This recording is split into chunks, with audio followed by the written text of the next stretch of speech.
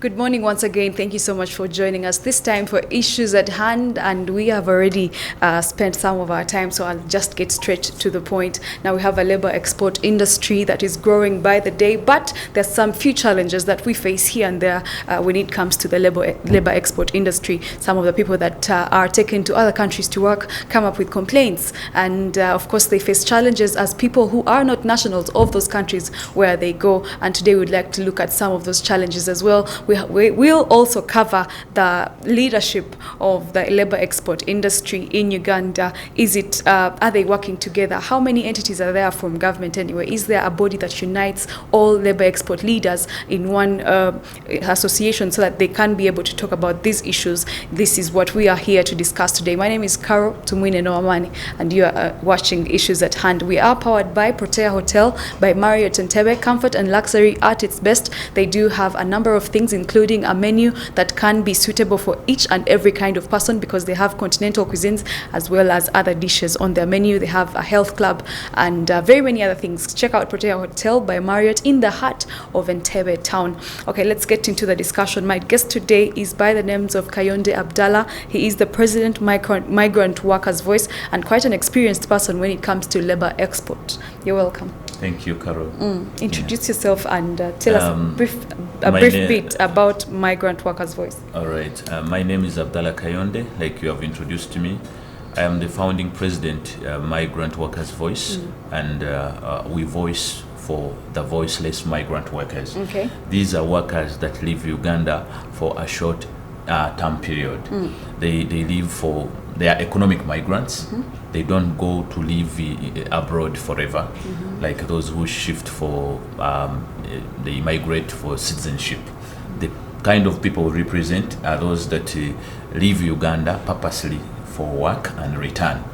So they are very vulnerable group of people, and that's why we are always up here as a voice to call upon government for governance, because without governance, you cannot protect these workers' rights. Okay. Governance comes about inclusion of stakeholders and regarding whatever steps necessary as recommended by the International Labour Standards to protect these workers. As a government, you must look into that, and Uganda is a signatory to these standards. So this is what we stand for, and we derive ourselves from that angle.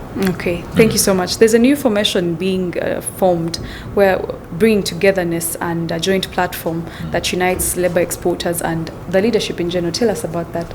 The new formation coming up is aimed at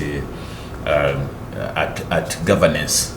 You know what is trending in the international labor arrangements. What is trending now is labor migration governance. It is seen that irregular migrants are facing more troubles, more challenges, and yet trying to resolve these challenges becomes a problem when they are especially not documented, or they find themselves having no strings attached. So if you really want to carry a sense of protecting these Ugandans or any migrants from different sending countries, there must be a sense of governance and responsibility, stakeholdership. So for Uganda, as private entities, we proposed to have at least a joint one-stop center that can at least unite our voices. We have for long tried to all stand for these migrant workers who are distressed mainly in the Gulf. Not only we, the migrant workers' voice, but even when you look at the other compromised element, compromised party, I always call it compromised party because it was forcefully given this responsibility to compromise. The recruiters, they are also concerned, after recruiting these Ugandans to these countries, the line ministry, the regulator compels them to monitor what they have already earned the profit. You see, it is a total compromise. So the sense into which you see these recruitment agencies struggling to support even what they cannot reach within other jurisdictions, it really shows you how much they want to care even when they are hand-tied, that the programs that were put by the regulator without consulting the stakeholders really jeopardizes and exposes lives of Ugandans. So when we sat down, we all saw that if recruiters who are being put into a very compromised situation, and then the workers who are suffering, and then the people who are training us also found themselves in dilemma, that they don't know exactly what to train us in. Even when they start up these training centers, they try to teach what the ministry is telling them, but what they're teaching does not match up to the real life experience that is happening abroad. So it makes these workers, these trainers also get puzzled. At the end of the day, looked at as if they are perpetrators of suffering. People who are only teaching fixed mindset, or people who are only teaching unreal things. They're in the ideal that the reality is different. Whatever they're teaching is different from whatever is happening. So looking at that, we saw it that our aim, regardless of our walks of life, we are all targeting to protect a Ugandan. One, a Ugandan who needs a job, a Ugandan who wants to go work safely, stay healthy, get a salary, and return home. So there was no reason why we cannot have a joint center. And this is where I'm calling upon all stakes to consider this one-stop center an external labor powerhouse. For us as Migrant Workers Voice, we are a member. We already subscribed to be party immediately because we have thought to be included in many activities. But it seems the regulator was disinterested. As you saw her of recent, even when she moves to other countries to lobby for jobs, she wants to act as if she's in the private sector. She wants to move alone. She forgets even the businessmen in Uganda. We're talking about the minister? Yes, the businessmen in Uganda who are going to be recruiting the workers to go to Jordan or Saudi or anywhere. She moves alone with all her ministry officials. Imagine, you go on a mission to negotiate labor issues and you forget the stakeholders, majorly the workers' representatives. It is key. If you really want to remove the suspicion of anything, of dealing, of selling, of trading these workers, why would you leave their representatives?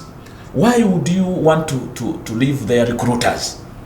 Their recruiters' representatives must be party, because these are the people who are going to prepare those people, those destinations. Are you saying that as a ministry, gender labor and social development is unable to stand on its own as a ministry and communicate to these other countries what you would have communicated as stakeholders?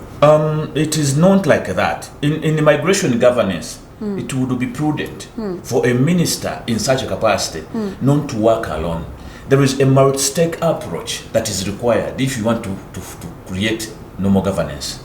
But once you move clandestine alone, that in itself you are creating a leeway for dupe work or for crooked work to be done. Because this is what you are leaving behind may not be on the same platform you are. The following day will come like I am here today opposing this minister's position. You understand? What if I was on the panel? Would I be opposing? Because whatever that I see that is not right, I would have fronted it in the same panel at that time. But many workers, even here in this country, I told you we are voicing for the voiceless. The voiceless migrant workers who have no leadership. You understand? That you cannot say you are dealing in human beings, but when it comes to preparing whatever you're going to give these human beings, they do not count. They also sit down, they wait for you, you go behind the closed doors, you prepare their food, then you bring and serve it. How are they sure that they are not part of the menu? We are not sure even the salaries you negotiate. You go to Jordan, you negotiate an equal pay, and when it reaches deployment, we start working, our members start working, and they find that work is different. So, Minister Betty Amongi, and yet you cannot allow us to take an equal negotiation. So the issue that she went alone to Jordan to to, you know, strengthen bilateral relations between Jordan and Uganda so that Ugandans can be able to go back to Jordan and work. And your issue is that she did not come back with a report to say, or she didn't include you as stakeholders to say, here is what we're going to do as a ministry. This is what we planned.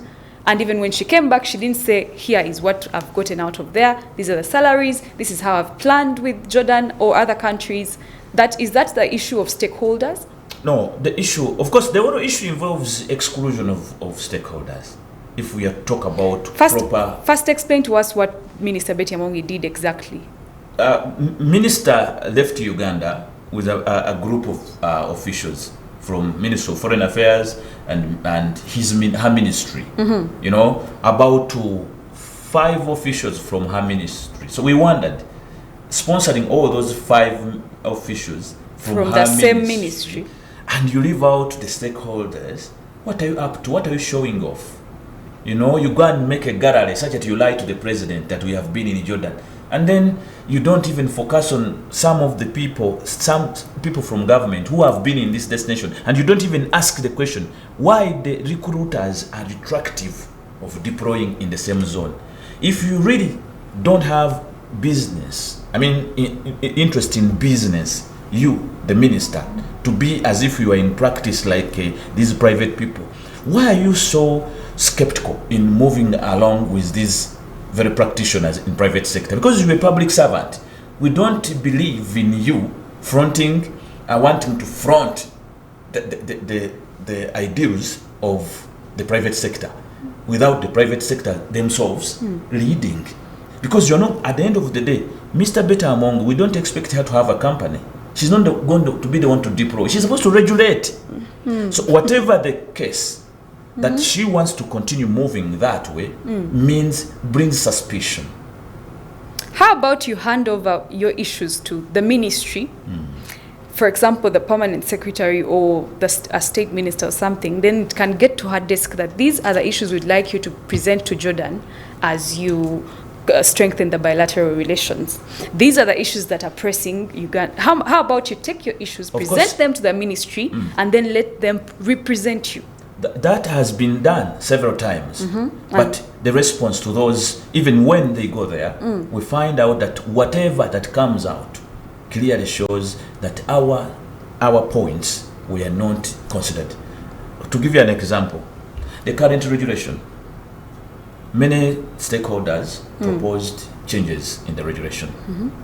We wrote to this ministry. And what they do is to throw away whatever we write, and they come up with whatever they think until we are in jeopardy. This is continuing. Recruiters write, the workers write, but whatever we write does not be considered. Then they go by whatever they think until we keep to be slaves as we are. You cannot tell me that you want to go into bringing back a region or revamping Jordan, which Jordan has to base on Saudi Arabia embassy. You see, there are some nitty-gritties we are basing on to argue. You cannot tell us that you are bringing back Jordan to begin receiving Ugandans, where many Ugandans are incarcerated, are missing. You cannot even account. You in the line means you cleared them. Even in her statement, she said that there are people who are missing. Even when she went there, she did not see them. Even the government of Jordan cannot trace them, yet they entered. And then the next day you clear business. Secondly, you come and say that you, the minister, you have failed to manage with the embassy in Saudi Arabia. The Ugandans you clear to go in Saudi Arabia, where you have a live bilateral, you understand, and a full-fledged embassy. But this embassy is the same embassy which has failed to monitor and follow up Ugandans in Jeddah, in Dammam, in Riyadh, those big cities of Saudi Arabia. You cannot manage your own jurisdiction. Then they give you another responsibility to manage Jordan, where there are no consulates. There are pressing concerns we have. That's why we feel like even crying when we see this woman moving like that. You cannot, you see, they chased them away from Oman. It's not that Oman doesn't want workers from Uganda. They do. But Oman gave them a condition please do your best as a country, interest yourselves, and be serious. Put up consulates in Oman, such that we get how to deal. Because in the consular alignment, it is only under diplomacy, under the Vienna Convention of 1963, that aligns these consulars to be always at the side of the distressed criminals, the distressed migrant workers.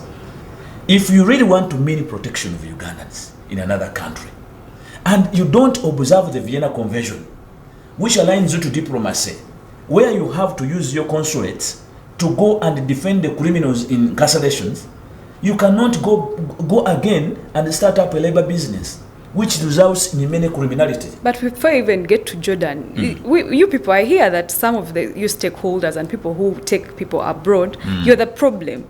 You do not listen to their issues, or they do not listen to their issues, the exporters or the people working directly exporting these people to work abroad. The recruiters. They do not listen to They don't listen to the issues of the workers. They only care about money. Okay. And whenever a problem arises, they kind of backtrack themselves. They remove themselves from the picture. All right. Thank you so much. I really like that question. You know why everyone is confused in Uganda about this labor export? The regulator is a problem. You cannot tell me that you expect a fox to be in charge of a meat store. No, of course not. Even when I see you asking me that question, I see someone who is set in mind to believe that a recruiter who recruited me on a profit will be in charge of protecting me or protecting my rights. How can he protect his profit and the rights of the worker he has already sold or exposed? You get where the wrong is? The wrong is systemic. And this comes from the regulator. When the regulator expects to hand over the role of protection and monitoring to the recruiter, but this recruiter's jurisdiction is Uganda, you cannot begin clinging and blaming these companies for not helping Ugandans in Saudi Arabia and Jeddah when you yourself, and Jordan, when you yourself as government having a role of protecting your nationals in other states. You cannot even have a single consulate. You cannot even have a single monitoring budget. You cannot even have a single attaché. You don't have an alternative, but you want to blame someone who is lame because you have licensed her.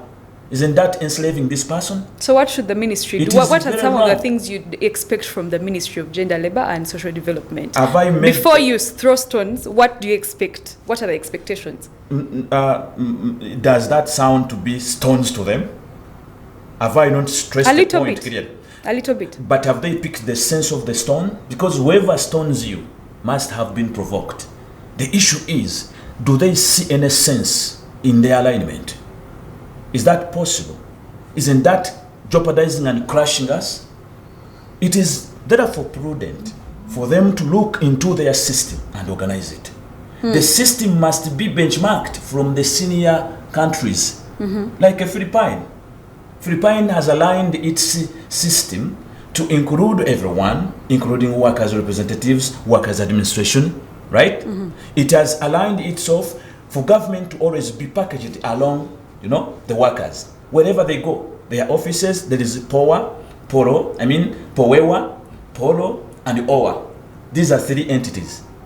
That Polo being a government in it, Polo is everywhere in every country, attaching attaches to assist their nationals.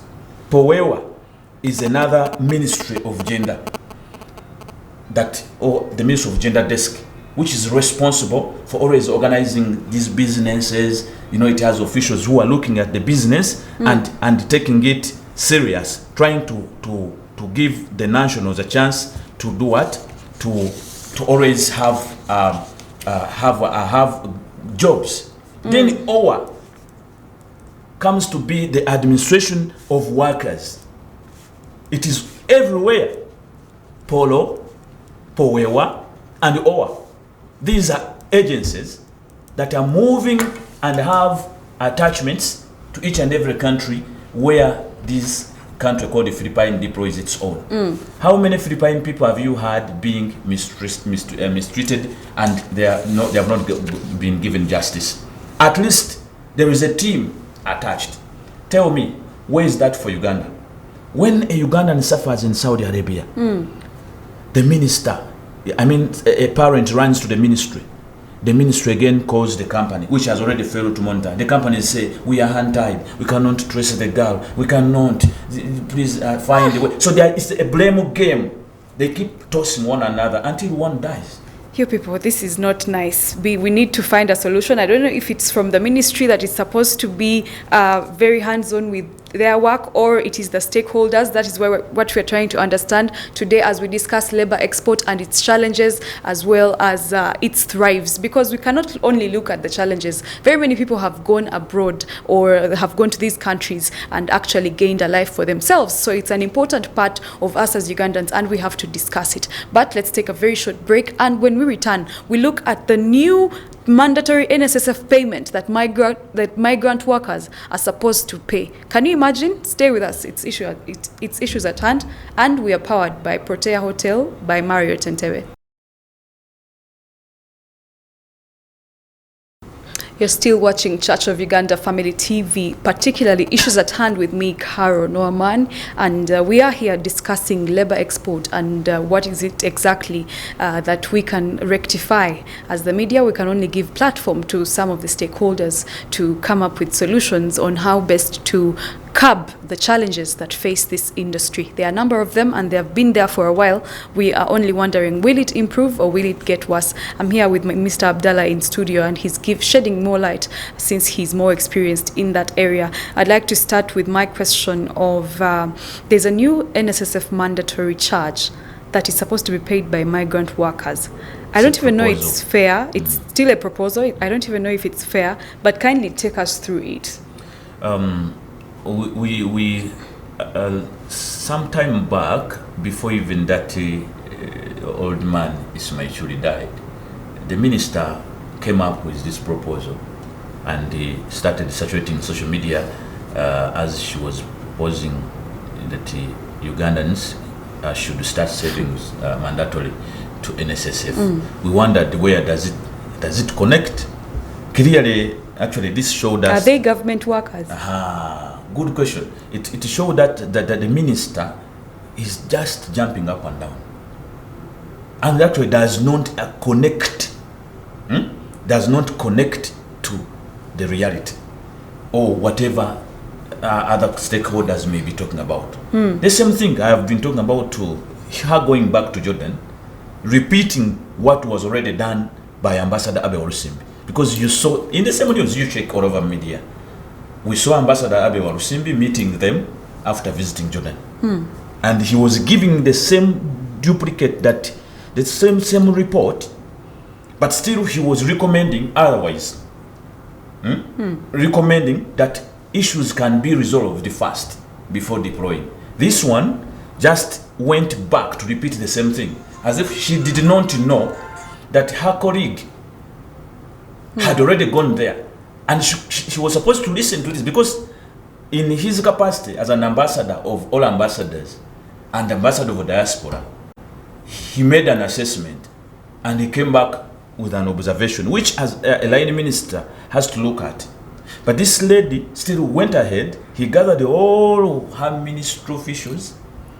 They went to Jordan, as if, I don't know, even the one who sponsors these journeys is the problem, because you cannot sponsor almost 5 ministry officials, leaving out the stakeholders.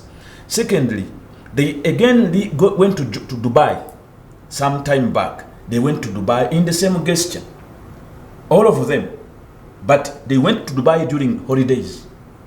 They took photos and exposed them in media, lying to us that they had gone to open up, to operationalize that bilateral, that MOU in Dubai, which was signed during Franka Tumwebaze's days. Is it Janet Mukwaya? Since then, it has failed everyone to operationalize it. We don't know what is the deal these guys are having, because they only show gallery as if they are caring about us. They spend money in these journeys. We don't know whether they are targeting IOM money, which is sponsoring them to go. and they wastefully spend this money there. We really don't know. Now the same thing on NSSF. About NSSF, we are wondering, why would you begin bringing a program you know that this scheme concerns national workers? How does NSSF saving connect with the migrant workers? If you are not targeting only money to get this money and add it in NSSF and you steal it. Yes, because you tell me, how will you trace? If you cannot trace the migrant workers, the savers, you have no traceability or tracing system. How are you going to account for what? For their savings? How will they check on you when they have got no leadership? You understand? Because even in NSSF, they have the NOTUs, Simanikov too, and they have their bodies as workers, which eventually come up to concern and raise, defend their fund. But now you want to propose a fund just like that. It's like taking us for granted, and yet you are exploiting us as migrant workers, as if you cannot emulate from other countries that are exporting, like Philippines. They have a full fund for migrant workers. It's special. They did not mix it with their national fund, for reason that these things don't connect. And when you begin collecting these funds, they are different. The activities are different. We need a special kind of fund which will care about our on-site, our pre-departure challenges, on-site challenges, and reintegration challenges. But for you are telling us somebody should only take the money to NSSF and begin saving every month, even when you are not sure that their salaries are being paid. Because many of our Ugandans, nice one, they have died demanding 8 months, 10 months. But the body, I always go to the mortuary. You watch a body being done post-mortem, but this body is demanding 10 months. Bambi, she died when she was struggling to demand a salary. This is the person you are telling that you are going to, she should send her money to NSSF. Of what benefit when you have no structure on the ground to assist her when she's in distress? Does it really carry sense? This is what pisses me about this Madame Betamong. She's a woman who doesn't resonate. You have not put properly structures to assist the people you want to impose on an insurance or whatever scheme you are bringing, but you want to quickly land on their money and call it saving. Is it about saving? This is how they are messing up even the training. They have filled your training centers with about financial literacy. They forget things that matter, that lead these girls to be jeopardized. They forget to emphasize and sensitize more about these workers' mindsets and the rights, and then they resort on financial literacy. They augur well with banks, bank officials who go to these companies and these training centers trying to portray as if they are teaching financial literacy. Who told you that somebody lives in Uganda without knowing that she's going to earn money? Did you tell her to come to your office? Do you force them to go that they don't know where they send their money or whatever they will utilize their money for? How come that financial literacy becomes key in your curriculum? And you forget the human rights. You forget all the entailments embedded in the human rights standards. The standards, the international labor standards. You forget emphasizing on what matters, and then you begin looking at things that do not matter at all. You understand? Kind of an insurance scheme by Gender, Labor and Social Development is trying to come up. Insurance scheme of sorts. Do you want to explain that to us? The ministry last time called us because we are the ones who requested to have... Who is us? Migrant workers. They called migrant workers and the other stakeholders. This time they called us because they had made a deal with an insurance broker. When Minister Betta Amongi had just come in that office, we wrote to the ministry, migrant workers. We wrote to the ministry, raising our concerns and grievances about our own who return home in distress. They are abandoned, they are just dumped on board and they return like that. They die, no covers, no what. So we were concerned until we wrote to the ministry requesting for an insurance scheme which caters for all the issues, not only the money bit or the saving bit or the benefit bit, but also the other care, on-site support, and including all the coordination. And safety. So for them, they went ahead. Once they listened, they had the word insurance. Their mind went on to, now they went to Insurance Regulatory Authority. They connived with the Insurance Regulatory Authority. I will call it connivance because they went ahead, this authority, and my father, Haji Kadunabi, they agreed to organize something to steal our money. That's where we reverted and said, no, you are joking. You cannot say, because you know how insurance operates. Insurances gather money. They gather money. And when you don't get a problem, you don't ask for that money. Right? Which is not the case that we were proposing. We were proposing a case that we can partially benefit from this fund as money is being contributed in form of insurance or welfare. This fund can be utilized to support us on site because we are all targeting to go and work. Before you tell me to get a benefit after death, I do not go there to die. Don't tell me I will give you 80 millions when you die and then you cannot save me to get 24 millions while I'm at work site. It means you intend to expose me. When I die, you give me 80 millions. They say they are going to insure. They are going to insure people who commit suicide. That they will give 80 millions to people who commit suicide. And they will make sure they cool down all the noise. Whoever runs out of job will be given 30 millions. Can you imagine? Are you serious? Not ready. Yes, these are not allegations. They are not ready to assist anyone at work. Listen to me closely. But they will compensate the one who runs away because the one who runs away brings noise to government and it makes a problem. So we shall always make sure whoever runs away, we shall give 30 millions, but we shall not assist her to get 24 millions or 20 millions while she's safely in her contract. That way means you are accomplices. You are aiding these people to get wrong because the wrong pays more than the normal. You get my point? Then they go ahead and tell you, because that defeats our understanding, and we wonder whether these, even the embassy people, we have heard them several times commenting that they do not have a budget.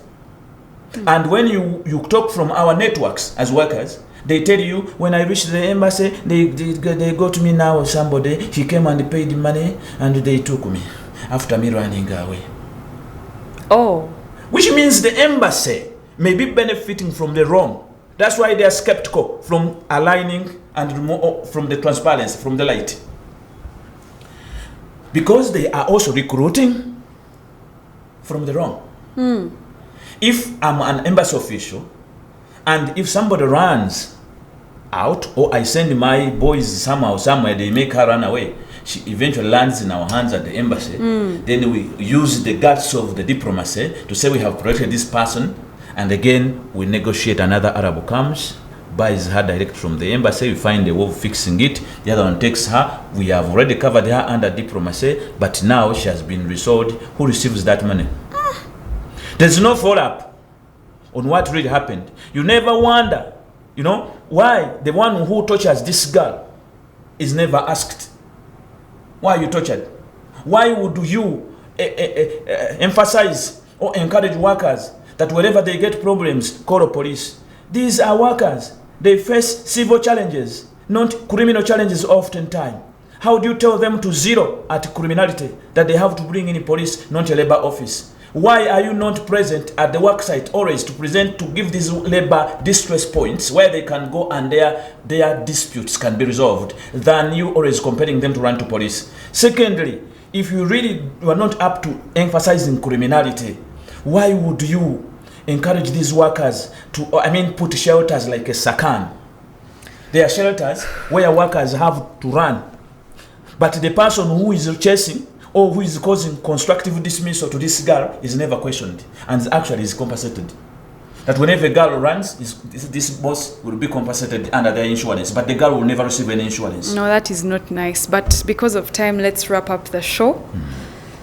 Some of the things you've said are very sad and unbecoming, and I hope that the stakeholders, if they watched this show, should be able to come up with something that will bring better news to our ears, hearing that our children are out there and this is what we are going through is very, very disturbing. But thank you so much for being with us. We'll have more time and invite Mr. Abdallah back. Also from officials from the Ministry of Gender, Labour and Social Development to see to see what they have to say about all these issues. It is a very, very big concern, and of course now other people will be scared to go and take on work that would have helped their livelihoods improve because of these issues. And I believe they can be solved. I believe we can come up with systems that can favor mostly the person who has gone to work, because that is the person who goes through all the things these other people just see from the sidelines. These girls are the ones who suffer, or even boys, they're the ones who suffer at the end of the day. But that was Issues at Hand for you this morning. My name is Carol. Stay with us.